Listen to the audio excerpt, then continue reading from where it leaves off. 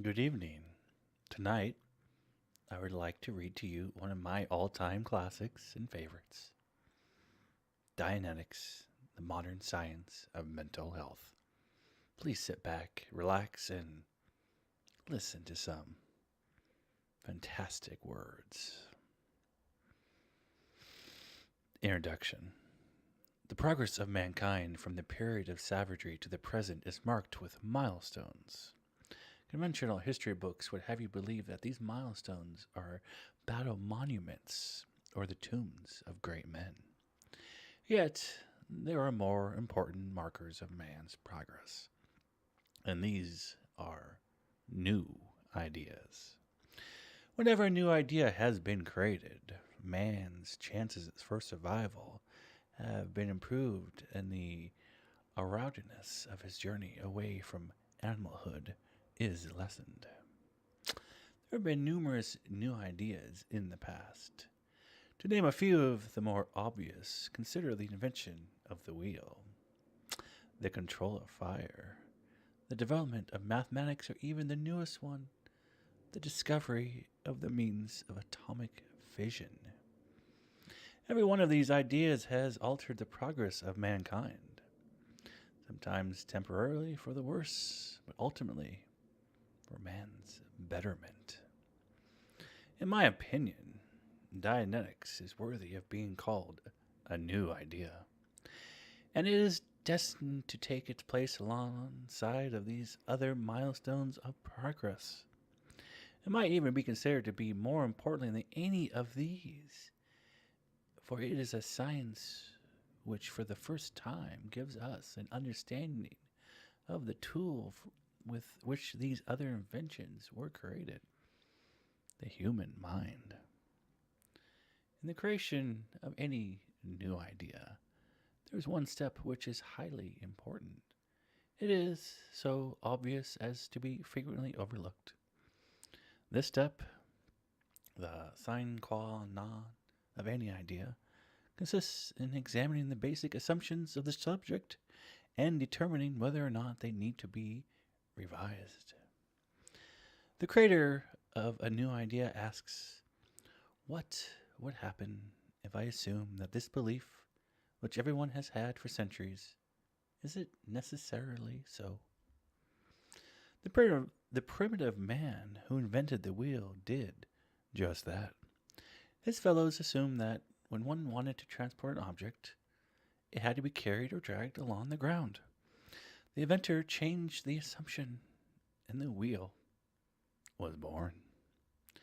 Again, so long as man assumed that fire was dangerous and should be avoided, he made no attempt to control it. When some brave soul re examined this assumption and decided that fire, although it entailed some hazards, might offer certain advantages to the dwellers in his cave, he took the first step toward the creation of science of chemistry and nuclear physics. So it is with Dianetics. In it there have been re-examination and re-evaluation of numerous basic assumptions regarding the functioning of human mind. The originator has had both the temerity and the wisdom to refuse to accept all of the old assumptions. For example, we have all assumed that when a person is unconscious, he is unconscious. That's all there is to it. The originator of Dianetics was critical of that assumption and as a result was able to demonstrate that the mind is never truly unconscious. The assumption that nobody can remember anything which happened to him before the age of 3 or 4 has also come in for consideration. And the result of these and other reassessments was Dianetics. Yes, basic assumptions are important. They are especially important when they get such a stranglehold on our ways of thinking that we can't get away from. For hundreds of years, it was assumed that the sun and the planets revolved around the earth. It was not, until the assumption was tested and found to be faulty that modern astronomy was able to develop.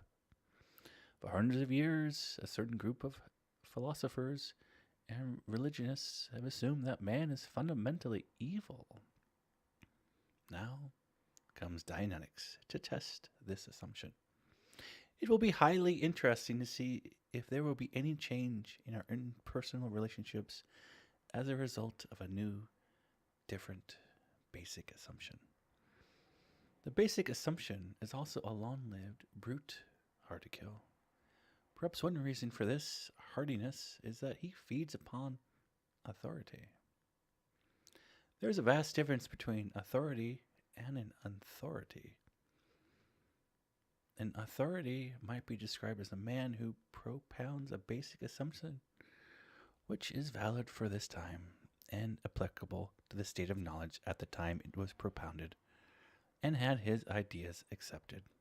No doubt this man would not be all avised to altering his assumptions if a change in knowledge warranted it. His protagonists and disciples don't seem to act this way. However, before very long, they begin to treat this idea as if it were some sort of divine revelation, and the man now becomes an authority. The words of authority carry much weight than do some of the mere authority. They are sacrosanct, holy, not to be questioned. The words themselves are authority, and in time another change occurs. Authority becomes confused with knowledge and is accepted blindly, unthinkingly. A man can even become an authority himself by knowing a great deal about the things authority said. Perhaps the epitome of this sort of foolishness is exemplified in the attitude of numerous doctors towards the work of Harvey, the man who first described the circulation of blood. Harvey's view, even though they were all well-founded in observation and experimentation, ran counter to those held by their predecessor, Galen, who was the great medical authority of the day. So great was his controversy that some men took the stand. Male, ere cum Galen, quam virtuum Harvius amplexity, which is Latin. I would rather err with Galen than accept Harvey's truth. Now, respect for authority is all very well. There are certain brands of authority which we may agree to accept. Such are customs and morals. There are other brands of authority which we may vote to accept, such as our laws. But we should be wary of authority, especially the type I have called authority. We should feel free to examine the basic assumption of any body of knowledge we wish, without fear of committing lese majesti. If any system of thought is going to wither in the light of investigation, it does not deserve the title of authority. The originator of Dianetics has, without slightest effort towards being iconoclastic, succeeded in dislodging a good many of our false gods of authority from their pedestals. Perhaps the job wasn't too difficult. So many of the idols who bear that name have feet of the poorest sort of clay. These authorities whose work was sound and valid are still in their proper places in the temple of knowledge, and will no doubt continue to remain. In early 1948, I first heard about Dianetics from a colleague. I studied it, getting reports from others who were familiar with aspects of the therapy. Shortly thereafter, I corresponded with the originator of Dianetics, which resulted in my traveling east to study with him. And finally, in my experience, personal Dianetic therapy under his supervision. The past year, I've been practicing Dianetics on my patients, on my friends, and even on my family.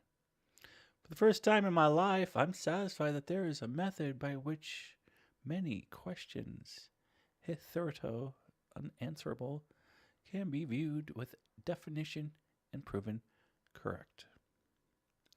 Correct insofar as to the improved health of patient is concerned. Correct insofar as his well-being has been implemented by a feeling of security.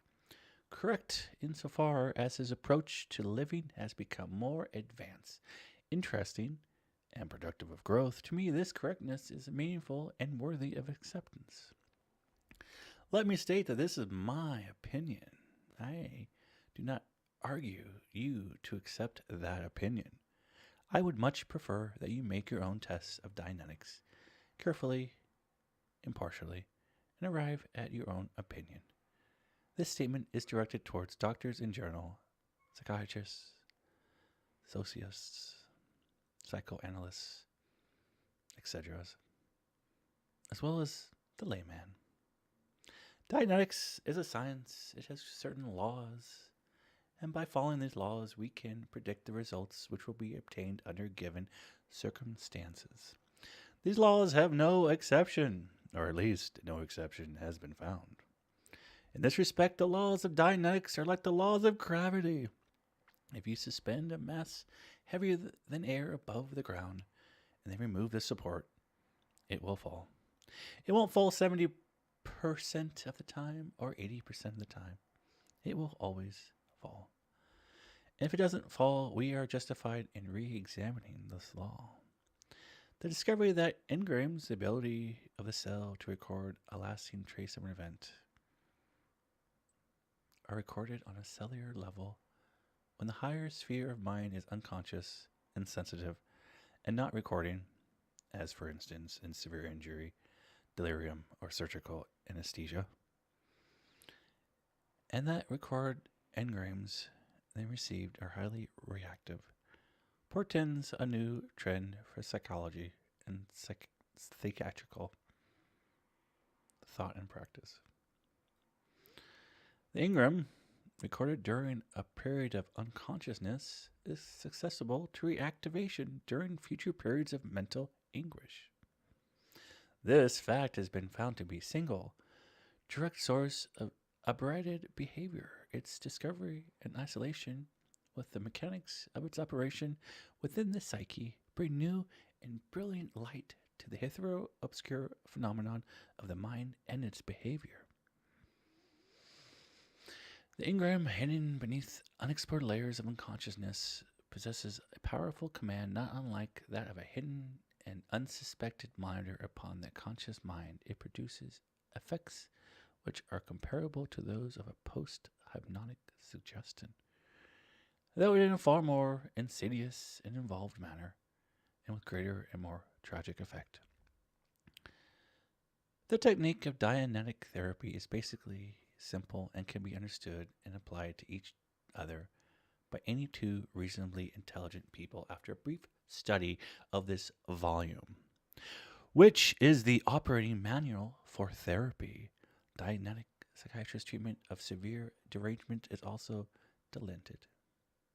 No previous background in psychoanalysis or psychology is necessary. The therapeutic technique offered in Dianetics is independent of hypnotism or narcosis. Number 1, Dianetics will help you eliminate any psychosomatic illness from which you may suffer. Number 2, Dianetics will help you achieve at least 1/3 more than the present capacity for work and happiness. Number 3, Dianetics offers to the medical profession, to psychiatrists, to psychoanalyze, to those who are interested in the advancement of their fellow man. A new theory and technique will also make accessible for therapy diseases and symptoms which hitherto were unusually complex and obscure. Dianetics is the most advanced and most clearly presented method of psychotherapy and self-improvement ever discovered. At this point, I will step out. The job ahead is yours. J.A. Winter, M.D. How to read this book. Dianetics is an adventure. It is exploration into terra incognita. The human mind, the vast and hitherto unknown, roam half an inch back of our foreheads. The discoveries and developments which made the formation of Dianetics possible occupy many years of exact research and careful testing. This was exploration. It was also consolidation. The trail is ablazed. The routes are sufficiently mapped for you to voyage in safety into your own mind and recover there your full inherent potential, which is not, we know now, low, but very, very high. As you progress in therapy, the adventure is yours to know why you did and what you did when you did it, to know that caused those dark and unknown fears which came in a nightmare as a child, to know where your moments of pain and pleasure lay. There is much which his individual does not know about himself, about his parents, about his motives. Some of these things you will find may astound you, for the most important data of your life may not be memory, but engrams, in the hidden depths of your mind. Not articulate, but only destructive. You will find many reasons why you cannot get well, and you will know at length. When you find the dictating lines in the engrams, how amusing those reasons are, especially to you. Dianetics is no solemn adventure. For all that it has to do with suffering and loss, its end is always laughter. So foolish, so misinterpreted were the things which cause the woe. Your first voyage into your own terra incognita will be through the pages of this book. You will find, as you read, that many things you always knew were so, and articulated here, you will be grateful to know that you held not opinions but scientific facts in many of your concepts of existence. You will find, too, many data that has been long known by all, and you will possibly consider them for far from news and be prone to unevaluate them. Be assured that under-evaluation of these facts kept them from being valuable. No matter how long they were known, for a fact is never important without a proper evaluation of it and its precise relationship to other facts. You are following here a vast number of facts which, reaching out, can be seen to embrace the whole field of man and all his works. Fortunately, you do not have to concern yourself with the following for any one of these lines until you are done, and then these horizons will stretch wide enough to satisfy anyone. Dianetics is a large subject, but that is only because man is himself a large subject. The science of his thought cannot embrace all his actions. By careful compartmenting and relating of data, the field has been kept narrow enough to be easily followed. Mostly, this handbook will tell you, without any specific mention, about yourself and your family and friends, but you will meet them here and know them. This volume has made no effort to use resounding or thunderous phrases, frowning polysyllables, or professional detachment. When one is delivering answers which are simple, he need not make the communication any more difficult than is necessary to convey the ideas. Basic language has been used much of the nomenclature is colloquial. The pedantic has only not been employed, it has also been ignored. This volume communicates to several strata of life and professions. The favorite nomenclatures of none have been observed since such a usage word impede the understanding of others. And so bear with us, psychiatrists, which you struggle is not used. But we have no need for structure here. And bear with us, doctor, when we call a cold and not a collateral disorder of the respiratory tract. For this is essentially engineering, and these engineers are liable to say anything. And scholar, you would not enjoy being burdened with the summation signs and the Lorenz Fitzgerald Einstein equations. So we shall not burden the less purist reader with scientific impossible Heligium grammar which insists the absolute exists in fact. The plan of the book might be represented as a cone, which starts with simplicity and descends into a wider application. This book follows more or less the actual steps of the development of Dianetics.